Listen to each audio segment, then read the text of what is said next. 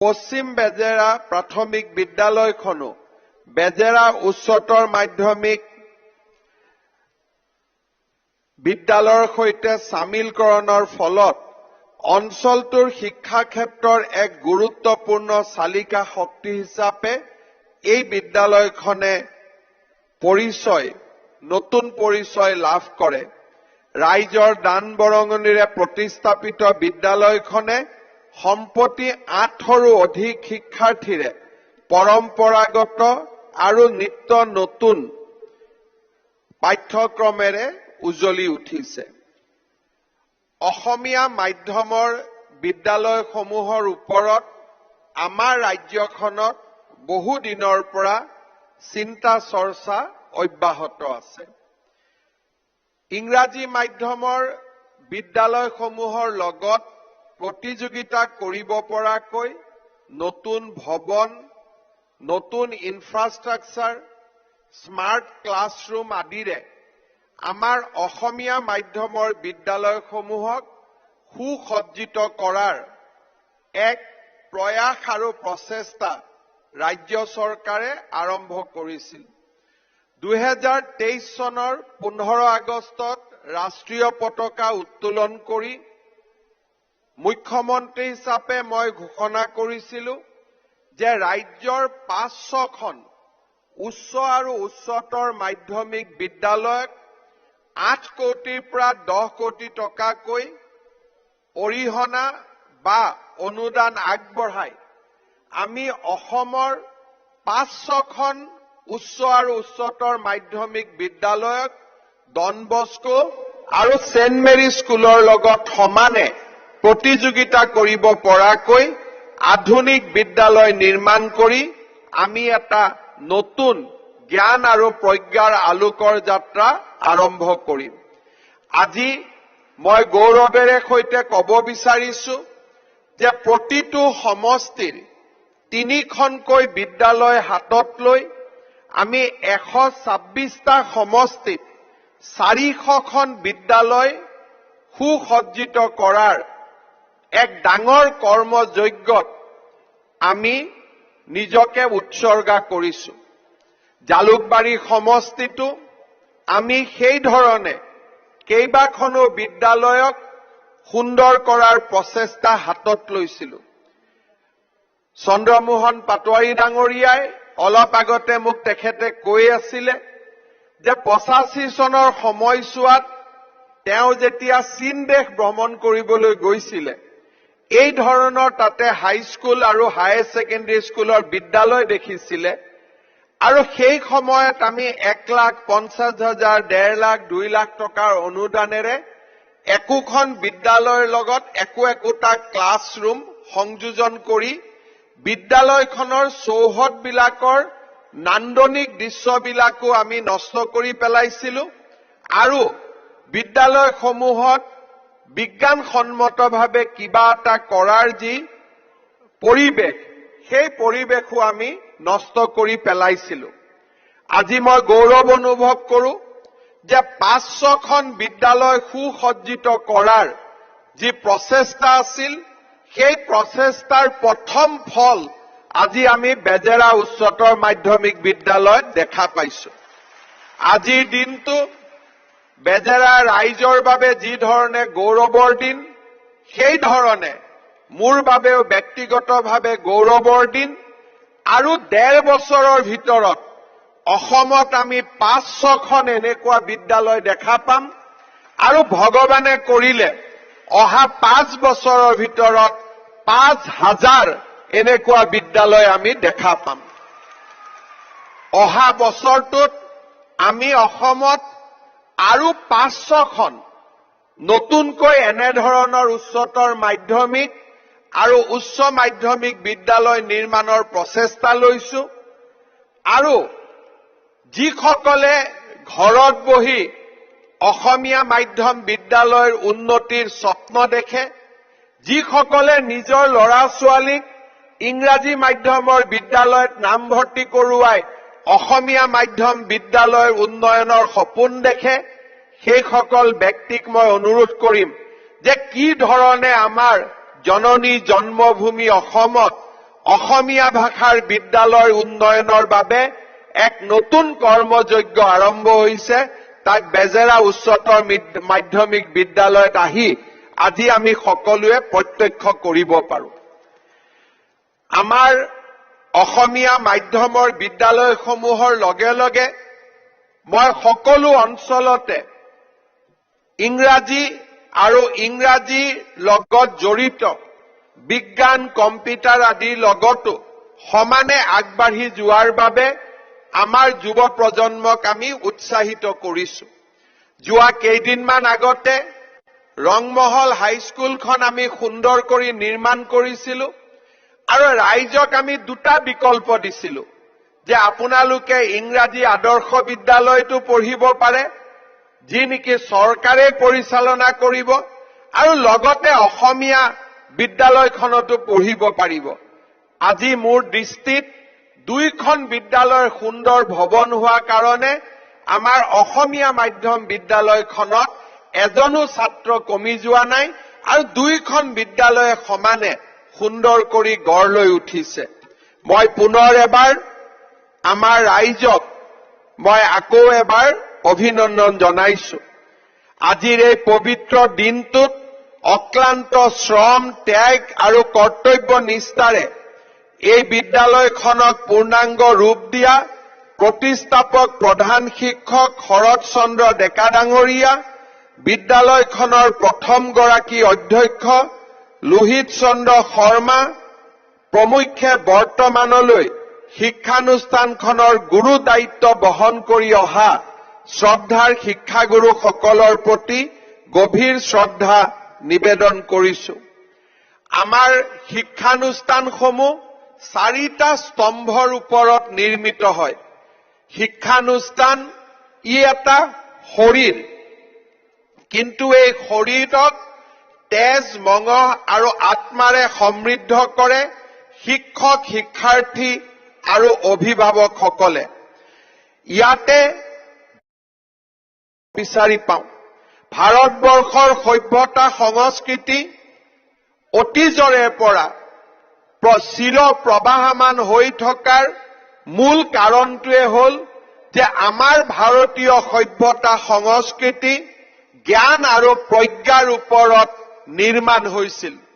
একে সময়তে বা তাৰ পিছত গঢ় লোৱা পশ্চিমীয়া দেশৰ বহুকেইটা সভ্যতা বিভিন্ন ভৌগোলিক ৰাজনৈতিক কাৰণত ইতিমধ্যে নষ্ট হৈছে, কিন্তু জ্ঞান আৰু প্ৰজ্ঞাৰ আধাৰত সত্যযুগত ঋষিমুনিসকলে স্থাপন কৰা এই সভ্যতা 5000 বছৰ পিছতো শক্তিশালী হৈ আছে আৰু চিৰ প্ৰবাহমান হৈ আছে।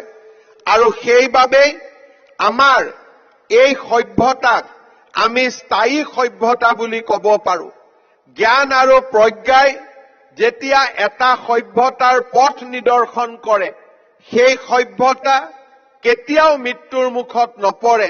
তাক ভাৰতৰ সনাতন সভ্যতাই আমাৰ বিশ্বৰ বুকুত প্ৰমাণ কৰিছে। স্বামী বিবেকানন্দই কৈছিল, শিশুসকলক শিক্ষা দিওঁতে আমি তেওঁলোকৰ ওপৰত অগাধ বিশ্বাস ৰাখিব লাগিব। মই বিভিন্ন সভাত কোৱাৰ দৰে স্বামী বিবেকানন্দৰ ভাষাত আমাৰ শিক্ষাগুৰুসকলে বিশ্বাস ৰাখিব লাগিব যে প্ৰতিজন শিশুৱেই অনন্য ঐশ্বৰিক শক্তিৰ আধাৰ। শিক্ষকে শিশুৰ অন্তৰত অৱস্থিত নিদ্ৰিত ব্ৰহ্মক জাগৃত কৰাৰ চেষ্টা কৰিব লাগে। শিশুসকলে যাতে নিজে চিন্তা কৰি শিকিব পাৰে তাৰ বাবে উৎসাহ দিব লাগিব। যোগ্য শিক্ষা পালে তেওঁলোক মানুহ হ'ব আৰু জীৱন সংগ্ৰামত নিজৰ সমস্যা নিজে সমাধান কৰিব পাৰিব। আমাৰ ভাৰতীয় সভ্যতাই বিশ্বাস কৰে যে প্ৰতিজন ব্যক্তিৰ শৰীৰ আৰু আত্মাত এক অনন্য শক্তি লুকাই আছে। সেই শক্তিক সমুদ্ৰ মন্থনত যেনেকে দেৱতাই অমৃতৰ সন্ধান কৰিছিল, আমাৰ শিক্ষাগুৰুসকলেও প্ৰতিজন শিশুৰ অন্তৰত লুকাই থকা সেই ঐশ্বৰিক শক্তিৰ এক অনুসন্ধানত নিজকে ব্ৰতী কৰিব লাগে। আজি যদি আমি পৃথিৱীৰ চাৰিওফালে আমি যাক সফল বুলি কওঁ, সফল বৈজ্ঞানিক, সফল সাহিত্যিক, সফল অভিযন্তা, সফল চিকিৎসক, আমি যদি গোটেইবিলাকক চাবলৈ যাওঁ, তেতিয়াহ'লে আমি দেখা পাম যে প্ৰত্যেকজন এনে মহতো মহিয়ান ব্যক্তিৰ জন্ম সাধাৰণ পৰিয়ালত হৈছিল। আমি পৃথিৱীৰ যদি চাৰিওফালে চাওঁ, এনে কোনো অসাধাৰণ ব্যক্তিক আমি দেখা নাপাম যাৰ জন্ম সাধাৰণ পৰিয়ালত হোৱা নাছিল। যিসকলে অসাধাৰণ পৰিয়ালত জন্মে তেওঁলোকে কিমান দূৰলৈ আগুৱাব পাৰে সি সদায় বিতৰ্কত আবদ্ধ হৈ থাকে। কিন্তু যিসকল সন্তান অসাধাৰণ হ'ব বিচাৰে তেওঁলোকৰ জন্ম সদায়েই সাধাৰণ পৰিয়ালত, তাক আজি আমি বিশ্বৰ চাৰিওফালে চালে দেখা পাওঁ। আৰু সেইকাৰণেই মই শিক্ষকসকলক অনুৰোধ কৰিম, আমাৰ অভিভাৱকসকলক অনুৰোধ কৰিম যে কোনোবা দৰিদ্ৰ বা মধ্যবিত্ত সন্তানৰ বা মধ্যবিত্তৰ ঘৰত জন্ম লাভ কৰাৰ বাবেই তেওঁলোক যে অসাধাৰণ হ'ব নোৱাৰিব, তাক আমি কোনেও সেই যুক্তি গ্ৰহণ কৰিব নালাগে। বৰঞ্চ যেতিয়াই এজন ছাত্ৰ আটাইতকৈ দৰিদ্ৰ ঘৰৰ পৰা আহে, মধ্যবিত্ত ঘৰৰ পৰা আহে, তেতিয়াই আমি অনুভৱ কৰিব লাগে যে এইজন ছাত্ৰ ছাত্ৰীৰ বুকুতেই অসীম বাহুৰ বল লুকাই আছে। এইজন ছাত্ৰ ছাত্ৰীয়ে এজন অসাধাৰণ ব্যক্তিত পৰিণত হ'ব পাৰে। আৰু আমাৰ সভ্যতা সংস্কৃতিয়ে এই কথাকে বাৰে বাৰে কৈছে যে প্ৰতিজন ব্যক্তিৰ জীৱনত, প্ৰতিজন ব্যক্তিৰ শৰীৰত পৰমাত্মা নিজেই সংস্থাপিত হৈ থাকে আৰু তাৰ সন্ধান কৰিব পৰাটোৱে, তাৰ কৰ্ষণ কৰিব পৰাটোৱে হৈছে একোজন শিক্ষক আৰু একোজন অভিভাৱকৰ কৃতিত্ব। সত্যনাথ বৰা ডাঙৰীয়াই কৈছিলে, বিদ্যা মানৱ মনৰ দীপ্তি, তাৰ ৰশ্মিৰ পোহৰত কাম কৰি মানুহে ধন, মান আৰু যশস্যা লাভ কৰে। সৎ কৰ্ম আৰু জগতৰ কল্যাণৰ সাধনৰ যোগেদি মান যশস্যা লাভ কৰিব পাৰি। এই সকলোবোৰৰ মূলতে হৈছে বিদ্যা। বিদ্যাই মানুহৰ অন্তৰৰ অজ্ঞান আন্ধাৰ দূৰ কৰি মানুহক জ্ঞানৰ জ্যোতিৰে আগবঢ়াই লৈ যায়। বিদ্যাৰ পৰিৱৰ্তন প্ৰতিটো সমাজৰ চাহিদাৰ লগত থাকি বিদ্যাৰ পৰিৱৰ্তন, বিদ্যাৰ গাঁথনিৰ পৰিৱৰ্তন হোৱাটো স্বাভাৱিক। এটা সময়ত আমাৰ ইঞ্জিনিয়াৰিং কলেজত যেতিয়া আমি পঢ়িবলৈ যাওঁ, তাৰ পাঠ্যপুথিত কেনেকৈ একোটা দুমহলীয়া বিল্ডিং বনাব পাৰি তাৰ জ্ঞান শিক্ষাৰ্থীসকলক দিয়া হৈছিল। কিন্তু সময়ৰ চাহিদাৰ লগে লগে বিদ্যাৰ পৰিৱৰ্তন হয় আৰু যেতিয়া আজি আমাৰ প্ৰজন্ম ইঞ্জিনিয়াৰিং কলেজত গৈছিলে, তেতিয়া 10 তলীয়া বিল্ডিং কেনেকে বনাব পাৰি তাৰ শিক্ষা দিয়া হৈছিলে। কিন্তু আজি যেতিয়া সময়ৰ পৰিৱৰ্তন হয়, সমুদ্ৰৰ মাজতো সমুদ্ৰত নতুনকৈ সমুদ্ৰৰ কাষত মাটি পেলাই সমুদ্ৰক বিজয় কৰিও, সমুদ্ৰক জয় কৰিও কেনেকৈ মানুহৰ কলনী বনাব পাৰি, আৱাস বনাব পাৰি, তাৰ বিষয়ে আমাক জ্ঞান আগবঢ়োৱা হয়। কিন্তু এটা কথা স্পষ্ট, যিসকলে স্থবিৰ হৈ থাকে, যিসকলে পুৰণি জ্ঞানৰ লগত নতুনক সংযোজন কৰিব নোখোজে, তেওঁলোক প্ৰতিযোগিতাৰ পৰা আঁতৰি যায়। আৰু সেইকাৰণে আমি কোনেও জ্ঞানক লৈ কনজাৰভেটিভ হ'ব নালাগে, জ্ঞানক লৈ আমি ৰক্ষণশীল হ'ব নালাগে। জ্ঞানৰ দুৱাৰ আমি চাৰিওফালৰ পৰা মুকলি কৰিব লাগে, যাতে নতুন নতুন জ্ঞানে আমাক নতুন ধৰণে আমাক শক্তি দিয়ে আৰু সমসাময়িক পৃথিৱীখনৰ লগত খোজ পেলাবলৈ সাহস দিয়ে। যোৱা 3টা দিনত বিভিন্ন বৌদ্ধিক সভাত অংশগ্ৰহণ কৰি মই আমাৰ শিক্ষাগুৰুসকলক অভিভাৱকসকলক এটাই কথা বাৰে বাৰে কৈছো যে আমাৰ সমাজখন আমি ভবাতকৈ বহু স্পীডত আৰু বহু গতিত পৰিৱৰ্তন হৈছে।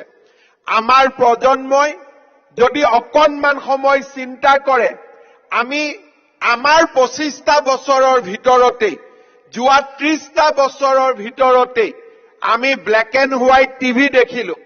ব্লেক এণ্ড হোৱাইট টিভিৰ পৰা আমি কালাৰ টিভি দেখিলো। আমি দৈনিক বাতৰি কাকত দেখিলো। আমাৰ প্ৰজন্মই দূৰদৰ্শনৰ বাতৰি দেখিলে। আমাৰ প্ৰজন্মই প্ৰাইভেট চেনেলৰ বাতৰি দেখিলে। আমাৰ প্ৰজন্মই এই সময়ছোৱাৰ মাজতেই ইনষ্টাগ্ৰাম, ফেচবুক, টুইটাৰ দেখিবলৈ পালে। আমাৰ প্ৰজন্মই এটা সময়ৰ ভিতৰতেই উৰাজাহাজত কেনেকৈ বাছত যোৱা যাত্ৰীয়েও উৰাজাহাজত উঠিব পৰা হ'ল সেয়াও আমাৰ প্ৰজন্মই নিজ চকুৰে প্ৰত্যক্ষ কৰিলে। আমাৰ প্ৰজন্ম এটা আটাইতকৈ ক'ব গ'লে পৰিৱৰ্তন দেখিব পৰা আমি এটা প্ৰজন্ম, যিটো প্ৰজন্মই আমি যিটো গতিত পৰিৱৰ্তন দেখিছো আৰু সেই গতিতেই যদি পৃথিৱী চলি থাকে তেতিয়াহ'লে এই পৃথিৱীখন আৰু আমি দেখা পৃথিৱীৰ মাজত এটা সম্পূৰ্ণ বিপৰীত প্ৰতিচ্ছবিও আমি দেখা পাওঁ। আমি দেখা পাওঁ যে এসময়ত কবিতা লিখিবৰ বাবে আমাক কবিৰ প্ৰয়োজন হৈছিল, গল্প লিখিবৰ বাবে আমাক গল্পকাৰৰ প্ৰয়োজন হৈছিল, উপন্যাস লিখিবৰ বাবে উপন্যাসিকৰ প্ৰয়োজন হৈছিল। মোৰ এতিয়াও মনত আছে অসীমত যাৰ হেৰাল সীমা, কাঞ্চন বৰুৱাৰ উপন্যাসে আমাক কোনোবা এখন পৃথিৱীলৈ লৈ গৈছিল। কিন্তু আজি বিজ্ঞানে মানুহৰ মনতকৈ আগত খোজ কাঢ়িছে। এতিয়া যদি কোনোবা এটা ছফ্টৱেৰত গৈ আমি কাঞ্চন বৰুৱাৰ নভেলখন, অসীমত যাৰ হেৰাল সীমাখন স্কেন কৰি ছফ্টৱেৰটোত সোমাই দিওঁ আৰু যদি কওঁ যে 30 ছেকেণ্ডৰ ভিতৰত ইয়াতকৈ ভাল উপন্যাস এখন মোক বনাই দিব লাগে, 30 ছেকেণ্ডৰ ভিতৰত কম্পিউটাৰে বা চাট জিপিটিয়ে আমাক তেনেকুৱা এখন উপন্যাস বনাই দিব পাৰে। যদি মই আটাইবোৰ কবিতা 10টা কবিতা ধুনীয়াকৈ কম্পিউটাৰত স্কেনিং কৰি দি কওঁ যে 11 নম্বৰ কবিতা এটা মোক বনাই দিয়ক যি এই 10টা কবিতাতকৈও আৰু অধিক সুন্দৰ হওক। অৰ্থাৎ এতিয়া আমি যি কাম আমাৰ মানসিকতাই কৰিছিল, যি কাম আমাৰ বৌদ্ধিক শক্তিয়ে কৰিছিল, সেই কাম এতিয়া মেচিনে আমাক কৰি দিব পাৰে। এতিয়া আমাক ধুনীয়া কবিতা লিখিবলৈ কবিৰ প্ৰয়োজন নাই, গল্পকাৰ প্ৰয়োজন নাই, নভেল লিখিবৰ বাবে নভেলিষ্টৰ প্ৰয়োজন নাই।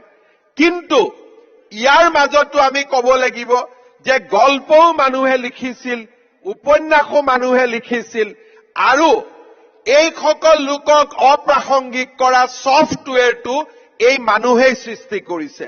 কোনোবাই বেলেগ গ্ৰহৰ পৰা আহি সৃষ্টি কৰা নাই। মানুহৰ সৃজনী শক্তিৰ ওপৰত গৈ কাম কৰিবৰ কাৰণে যিমান ছফ্টৱেৰ বনাইছে সেয়াও মানুহেই বনাইছে। অৰ্থাৎ আমাৰ ভাবিব পৰা শক্তিতকৈও মানুহ আজি দ্ৰুত গতিত আগুৱাই গৈছে। সেইকাৰণে বিদ্যালয়ৰ পাঠ্যপুথিৰ লগতে আমাৰ ছাত্ৰ ছাত্ৰীসকলে artificial intelligence, machine learning, quantum ফিজিক্সৰ দৰে নতুন নতুন কথাবোৰ আয়ত্ত কৰাৰ প্ৰয়োজন। কাৰণ আমাৰ ভৱিষ্যতৰ সমাজখন বিজ্ঞান আৰু প্ৰযুক্তিৰ ওপৰত নিৰ্ভৰ কৰিব আৰু আমাৰ সমাজৰ গতি এটা সম্পূৰ্ণ নতুন দিশলৈ পৰিণত হ'ব। আজি যদি মই ধেমালি ভাষাত ক'ব খোজো, আগতে ল'ৰা আৰু ছোৱালীৰ বিয়া পাতিবৰ কাৰণে দেউতাক, মাক বা পৰিয়ালে কাৰোবাৰ ঘৰত গৈ ল'ৰা আৰু ছোৱালী চাবলগীয়া হৈছিল। এতিয়া ফেচবুক ওলোৱাৰ পিছত যেতিয়াই সুধো বাবা তোমালোক কেনেকে লগ পাইছিলা, আমি ফেচবুকত লগ পাইছিলো। অৰ্থাৎ বিয়াৰ যিটো ডেফিনেশ্যন, সেই ডেফিনেশ্যনো বিজ্ঞান আৰু প্ৰযুক্তিবিদ্যাই পৰিৱৰ্তন কৰিছে। কিন্তু ইয়াৰ পিছতো আমি জানিম যে পৃথিৱীত যিমান প্ৰযুক্তি ওলাব, প্ৰযুক্তিৰ সৃজনীমূলক চিন্তা নাথাকে, নিজে কৰিব নোৱাৰে। মানুহে যেতিয়া কৰিব কয়, তেতিয়াহে প্ৰযুক্তিয়ে কাম কৰিব পাৰে। অৰ্থাৎ যিটো নিয়ন্ত্ৰণৰ ছুইচ, সেইটো সদায় মানুহৰ লগত থাকিব আৰু মানুহে এই প্ৰযুক্তিক নিয়ন্ত্ৰণ কৰিব। যি জ্ঞানৰ শেষত বা যি জ্ঞানৰ আধাৰ মানৱ জাতিৰ কল্যাণ নহয়, তেনে জ্ঞান বহুদিন প্ৰাসংগিক হৈ নাথাকে। আমি যিমানে আগবাঢ়ি যাওঁ, মানুহৰ জীৱনৰ যি আধাৰ, সেই আধাৰক আমি কেতিয়াও পৰিৱৰ্তন কৰিব নোৱাৰো। সেইবাবে আমি বিজ্ঞান, প্ৰযুক্তি, সৃজনী শক্তি সকলোকে লৈ আগবাঢ়ি যোৱাৰ সমান্তৰালভাৱে আমি মানৱীয় গুণ আৰু প্ৰমূল্যসমূহক আমাৰ অন্তৰত সদায় জগাই ৰাখিব লাগিব। স্বামী বিবেকানন্দই কৈছিল যে আমাৰ ছাত্ৰ ছাত্ৰীসকলে অতীতলৈ উভতি চাব লাগে, অতীতৰ অতল গহ্বৰত প্ৰৱেশ কৰিব লাগে আৰু অতীতৰ অতল গহ্বৰত প্ৰৱেশ কৰি নিজৰ সভ্যতা, নিজৰ সংস্কৃতি, নিজৰ মানৱীয় প্ৰমূল্যসমূহক শক্তিশালী কৰি আমি ভৱিষ্যতৰ ফালে চাব লাগে। যিমান দূৰ ভৱিষ্যতৰ ফালে আমি চাব পাৰো, সিমান দূৰ ভৱিষ্যতৰ ফালে আমি চাব লাগে আৰু এখন শক্তিশালী সমাজ, শক্তিশালী ৰাষ্ট্ৰ আৰু শক্তিশালী আমাৰ দেশৰ নিৰ্মাণৰ বাবে আমি নিজকে নিয়োগ কৰিব লাগে। আজি আমাৰ ভাৰতবৰ্ষ সমগ্ৰ পৃথিৱীৰ ভিতৰতে এখন এমাৰ্জিং নেশ্যন হিচাপে, এখন আগবাঢ়ি অহা ৰাষ্ট্ৰ হিচাপে আজি আমি নিজক আগবঢ়াই লৈ যাব পাৰিছো।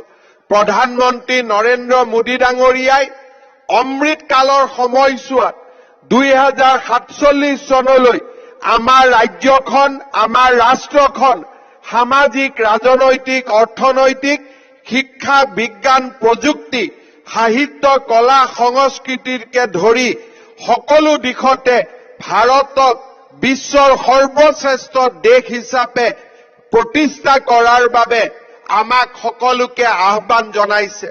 মোদী ডাঙৰীয়াই বাৰে বাৰে কৈছে যে যিসকলে 2047 চনৰ ভাৰতখন দেখা পাব, তেওঁলোক অমৃতৰ সন্তান।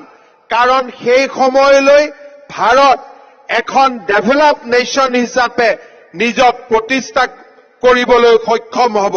মই বিশ্বাস কৰোঁ যে আমাৰ ছাত্ৰ ছাত্ৰীসকলে, অভিভাৱকসকলে আমি অমৃতৰ সন্তানসমূহ গঢ়ি তুলিবৰ বাবে নিজক আকৌ এবাৰ নিয়োগ কৰাৰ বাবে, আকৌ এবাৰ সমৰ্পণ কৰাৰ বাবে আমি এই ধৰণৰ অনুষ্ঠানবোৰত আকৌ এবাৰ আমি প্ৰতিজ্ঞাবদ্ধ হ'ব লাগে।